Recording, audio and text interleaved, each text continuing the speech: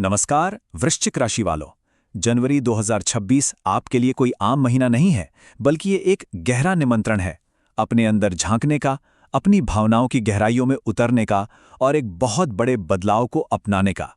तो आइए साथ मिलकर देखते हैं कि ये महीना आपके लिए क्या खास संकेत लेकर आया है। जानते हैं, जब जिंदगी में इंटेंसिटी बढ़ती है तो हम थोड़ा घबरा जाते हैं, पर इस महीने की ऊर्जा कह रही है कि इसे एक चुनौती की तरह नहीं, बल्कि एक मौके की तरह देखें। ये एक ऐसी शक्ति है जो आपकी जिंदगी को और ज्यादा गहरा और ज्यादा सच्चा बनाने आई है। असल में मंगल और प्लूटो की एनर्जी मिलकर आपको उस बदलाव की तरफ धकेल रही है जिसका इंतजार शायद आपको भी बहुत समय से था। इस महीने की यात्रा में कुछ खास पड़ाव हैं। 3 जनवरी को कर्क राशि की पूर्णिमा आपके दिल और दिमाग के बीच एक कनेक्शन बनाएगी। जो आप महसूस करते हैं और जो आप सोचते हैं वो एक लाइन में आ जाएगा। फिर महीने के बीच में मंगल ग्रह की ऊर्जा आपको एक जबरदस्त हिम्मत और जोश देगी और महीना खत्म होते होते 18 जनवरी की अमावस्या बातचीत और रिश्तों में एक बिल्कुल नई शुरुआत करने का मौका देगी।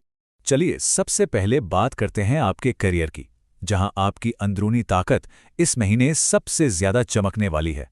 सोचिए जैसे कोई खजाना जमीन के नीचे छिपा हो। मंगल और प्लूटो की ऊर्जा ठीक यही कर रही हैं, छिपे हुए मौकों को आपके सामने ला रही हैं। खासकर अगर आप किसी ऐसे काम में हैं जहां गहरी खोजबीन की जरूरत पड़ती है, जैसे कि रिसर्च या इन्वेस्टिगेशन, तो ये समय किसी बड़ी कामयाबी का हो सकता है। पर याद रहे, ये सिर्फ मेहनत का नहीं, बल्कि सही स्ट्रैटेजी और अपनी गट फीलिंग पर भरोसा करने का समय है। देखिए, जब इतनी एनर्जी महसूस होती है ना, तो एम्बिशन भी अपने आप बढ़ जाता है। हो सकता है आपको अपने आसपास थोड़ी कंपटीशन वाली फीलिंग भी आए। तो सवाल ये नहीं है कि आपके पास पावर है या नहीं, पावर तो है।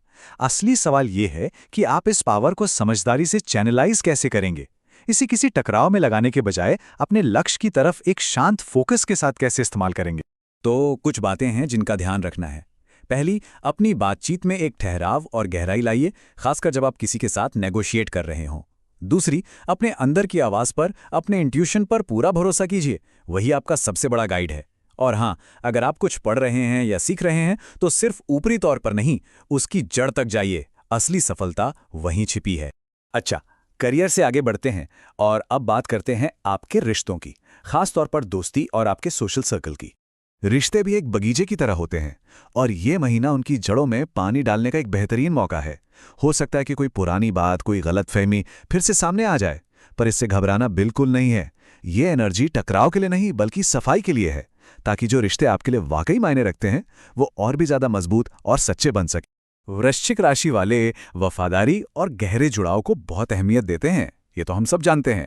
तो जब कोई पुरानी चोट या बात सामने आए तो बस एक पल रुककर खुद से ये पूछना है कि क्या मैं इसे भुलाकर अपने रिश्ते में विश्वास को और गहरा होने का मौका दे सकता हूं? क्योंकि सच्ची दोस्ती माफ करके आगे बढ़ने से ही और ज्यादा निखरती है। तो इस रास्ते पर कैसे चलें? मुश्किल बातचीत से भागने के बजाय हिम्मत करके उसे सुलझाएं। थोड़ा बाहर निकलिए, कहीं घूम आइए या कुछ नया सीखिए। वहां नए लोगों से जुड़ने के मौके मिलेंगे। और सबसे जरूरी, अपने उन दोस्तों को वक्त दीजिए जिनकी मौजूदगी आपकी जिंदगी में एक सुकून की तरह है। चलिए अब और करीब आते हैं, आपकी जिंदगी के सबसे निजी हिस्से में, यानी आपका घर, परिवार और प्रेम संबंध। इस एरिया में पैशन और हीलिंग दोनों की एनर्जी एक साथ चल रही है। ये वो वक्त है जब आप अपने सबसे करीबी रिश्तों में एक नई जान डाल सकते हैं। हाँ, इमोशंस काफी इंटेंस हो सकते हैं, शायद थोड़ी उथल-पुथल भी महसूस हो, लेकिन सोचिए, समुंदर की तेज लहर भी तो किनारे को साफ करके कुछ नया दे जाती है। ये लहर भी पुराने तनाव को धोकर एक गहरे कनेक्शन का मौका दे रही है। आपका पैशन आपकी सबसे बड़ी ताकत है, पर हर ताकत को संभालना भी एक कला है। ये महीना आपको यही सिखा रहा है कि इस गहरे लगाव में भरोसा और समझदारी कैसे घोली जाए। तो सवाल यह है कि आप इस तीव्र ऊर्जा को रिश्ते में असुरक्षा या शक पैदा करने के बजाय उसे और गहरा और मजबूत बनाने के लिए कैसे इस्तेमाल करेंगे।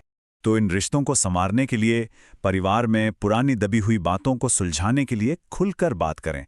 अगर आप सिंगल हैं तो महीने के बीच में किसी ऐसे खास इंसान से मुलाकात हो सकती है जिसके साथ एक सोल कनेक्शन महसूस हो। तो बस अपना दिल और दिमाग खुला रखें।